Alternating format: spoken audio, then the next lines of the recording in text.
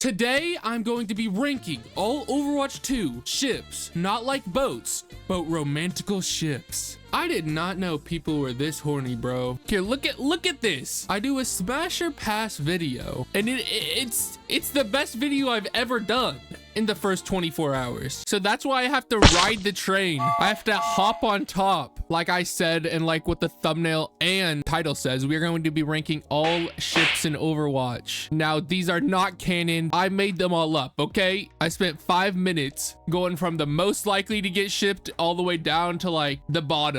All right, and we're gonna rank them. The ones I think can last forever on top, the ones I think ain't gonna last on bottom, and the two people who got left out that just happened to be the two last heroes standing in the thing. If you think about it, it was fate that these two landed together. Wrecking Ball and Roadhog. I did not want to put them with anyone else. I didn't want to put them together, but it had to be done. This is literally a hamster. It's not like Winston where he has human thoughts. Winston's pretty much a human. He's just in the form of a gorilla. I don't know if this guy's a pig or a human. I don't know what he is. At number 19, we have Soldier 76 and his thoughts. I don't feel like Soldier 76 would ever get in a relationship again. I feel like he's too traumatized from his war days. You're one of those heroes, aren't you? Number 18. Zenyatta. He is too holy to get in a relationship. He just goes around meditating everywhere. He doesn't have time for other people. All right, now we're gonna start getting into the real ones. From this point forward, they kind of make sense. We have Baptiste and Brigitte. No, that's not her name. Bridget? Oh God, what is her name? Okay, it is Brigitte, but most people just call her Brig. So Brig and Baptiste. These are another ones that just kind of fell in place, and I feel like it's not terrible, but I also don't. I feel like there's not really someone else for either of these two, and the fact that they're both support kind of like sealed the deal for when I was making them. And plus, Baptiste was the last guy and there's 3 girls left, so I had to figure out which of the girls were the least gay, and I figured it was just gonna be her. Bastion and Aricia, both robots. I don't even know if Bastion has his own like conscious mind or if he like has feelings or anything, but I know Aricia does, and I feel like they're kind of similar. Listen, I had to put the robots together, and it just happened, okay? It just happened. These bottom few are not gonna be good. Once we start getting into green and stuff, then they'll start making more sense. Reaper and Sombra, they're both bad guys. This is another case of 2 people that I feel like just go with no one else, and I feel like this is just the closest that they're gonna get. I know she like betrayed him on their mission, but like it is what it is. In the end of the day, it is what it is. Torbjorn and Azaria. Oh wait, someone made fun of me for saying Torbjorn like that. Did I say it wrong? How am I supposed to say it? Oh God, I gotta look it up. Oh, there's no G. I don't care. I don't care. Torbjorn.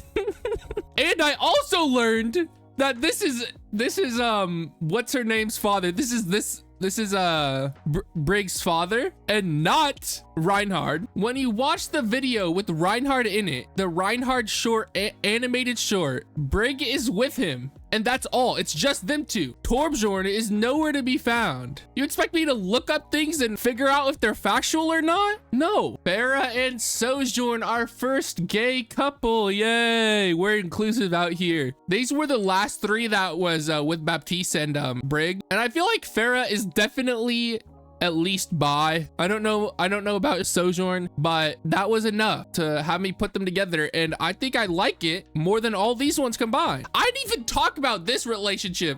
It's because I don't care about either of the characters. Zarya is probably my least favorite character in the game, and Torbjorn is just all right. Oh yeah, another thing. Farah, I don't even know why I didn't think of this. Her name is Farah, is Egyptian. Of course she is. Her name is Farah. I swear to God, I looked up is Farah Russian, and it said, you know, this part it has highlighted right now, half Egyptian, half, I don't even want to try to say that word, Canadian. I swear it said Russian, but it makes so much sense that she's Egyptian. Moving on, our first male gay couple, Lifeweaver and Doomface. Listen, Lifeweaver is definitely gay. Okay, I don't want to stereotype no one. Like Cassidy, he's straight. He definitely is just by looking at him. Okay, and I feel like the same thing can be said about Lifeweaver. We don't have much to go on him or his life, so we have to make assumptions. Okay, I'm trying my best to not get canceled here. And Doofus definitely has something in his eyes just telling me that he would be down, you know. And I think these two would be a perfect match together. I think Doomfist would definitely be the top. And okay, we don't have to get into that. At number 11, we have Genji Mercy. The reason this is so low, I do not feel like in the actual universe that they would be together, but I think that the players have made it such a thing that it's hard to put them with anyone else. But in the actual universe, I feel like Mercy is an angel, you know. I feel like she's like Zenyatta and would not be in a relationship.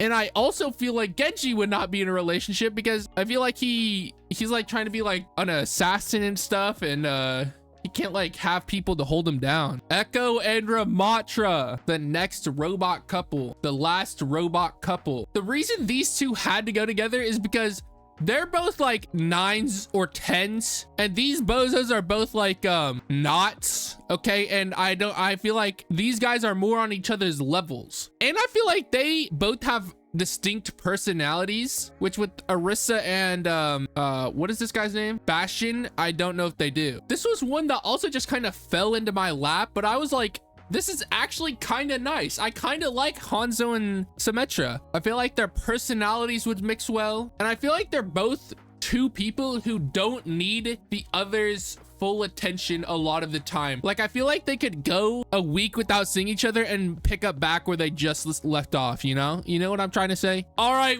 hear me out, okay? Winston and May. Someone had to go with Winston, but why are they so far up here? I tried to take Winston as a human. In my mind, I tried to make him a human, and I feel like the best person to go with Winston is May. Winston is kind of like this Hulk type being where he has this smart side, this gentle side, but also sometimes he'll be a freaking monster, you know? And May, I feel like can control that. I feel like with her kindness, she'll be able to help him out, and I feel like they'll work great together. I feel like if Winston was a human, they would be on the upper 5, upper 3 maybe even. But it's so hard to put a animal with a human because it's so weird. I know it's a game. I do not care. Oh, and I want to thank the comments for something else. They helped me learn that it is not Moria, it is Moira. These people kept flaming me, and finally someone, who was it? I gotta say thank you to them. This guy right here, he said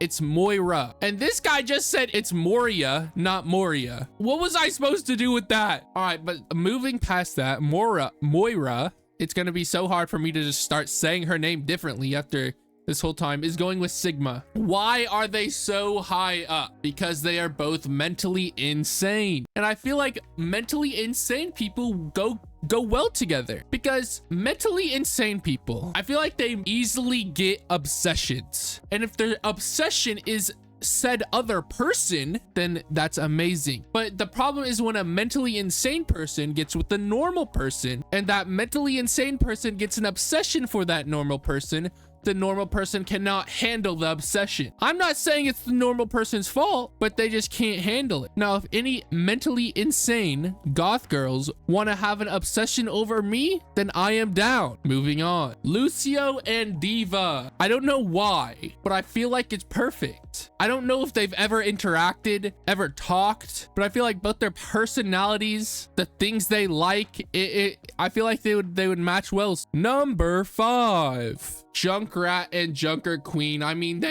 how could they not be top 5? Their names are literally both have junk in them. And you know who else has junk in them? Junker Queen. Okay, I thought that was gonna be way funnier, but it really was not, and I would just like to apologize. All right, but I feel like their conversations have to be some of the most wild things ever. I don't feel like they both take much serious. I feel like it would just be constant jokes. And the last gay relationship on the list is Widowmaker and Tracer. Did you see the chemistry they had in their fight? I feel like they're both at least bi. I feel like Widowmaker just doesn't care. I feel like she's like, whatever. I don't even think she knows those social constructs exist. All I'm saying is I would like to see that, okay? That's all I'm saying. At number 2, we have the old heads, Anna and Reinhardt. They're both about the same age, I think. Let me look it up. I don't want to be wrong again. Yeah, Reinhardt's only 1 year older. I feel like they're perfect for each other. I know they, I know at least Anna had an old husband. I don't know if he's dead or they got divorced or what happened. I don't know if Reinhardt did. And I don't even know if it was Anna's husband, but she had a kid, so something had to happen, you know? Reinhardt takes a father figure over the other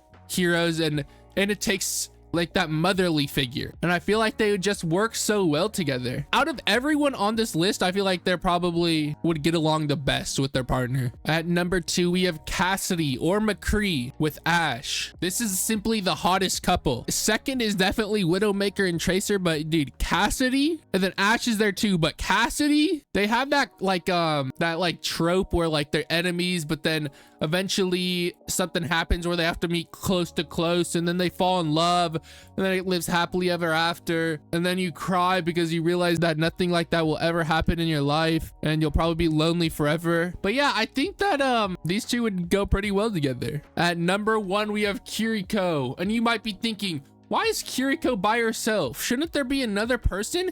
Couldn't you have added this guy and this guy to the list and gave Kiriko someone? No, because Kiriko is with me. I'm here. Kiriko is for no one else. Stay away. And that is the list. But seriously, y'all, thank you for the last video. The fact that it did so well means so much to me. It feels like some of my work has finally paid off a little bit. But now we're really on our road to 500. We passed 400. We're pretty much there. Just hit subscribe and enjoy your day or week. I don't know when the next time, probably a week. I upload weekly. I try to at least.